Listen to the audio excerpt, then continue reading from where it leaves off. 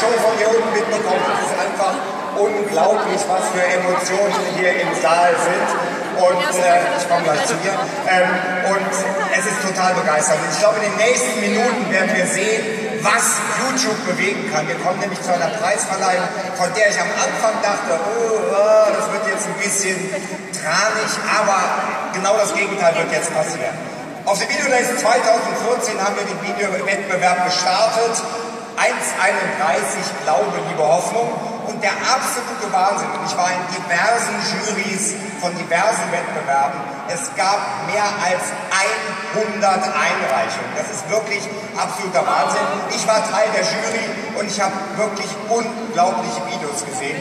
Und am Ende, gleich werden wir echt ein Video sehen, das ist wirklich der Hammer. Und jetzt begrüße ich erstmal Professor Matthias Sellmann. Bitteschön.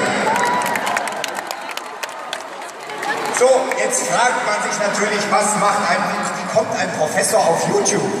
Hallo Christoph, hallo Köln. Uns hat interessiert, wenn wir in YouTube fragen, was glaubst du, was liebst du, worauf hoffst du, was kommt dann zurück? Und ich kann sagen, es kam eine derartige Energie, eine derartige Emotion, derartige Filme zurück, dass wir unglaublich froh waren über diesen Wettbewerb. Dann würde ich mal sagen, kommen wir jetzt zur Preisverleihung. Ich bitte mal die Nominierten auf die Bühne. Und jetzt kommt ein richtiger Pulk.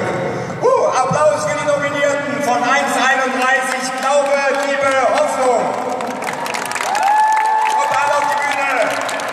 Das sind unglaublich kreative Teams, wahnsinnige Geschichten, die dahinter stecken. Und am Ende, glaube ich, haben wir eine Botschaft. Ganz tolle Menschen. Das sind ja gar kein Ende. Ey, ich kenne zwei, das sind Joshua und Dings, glaube ich.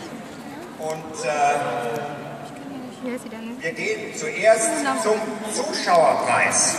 Und Matthias, du nimmst jetzt, glaube ich, eine Zahl in die Hand. Denn das Tolle an dem Wettbewerb ist, für jeden gibt es auch eine ordentliche Summe Geld. Für den Zuschauerpreis gibt es 750 €. Und gewonnen hat ihn Florian Bayer und sein Team für die Busfahrt.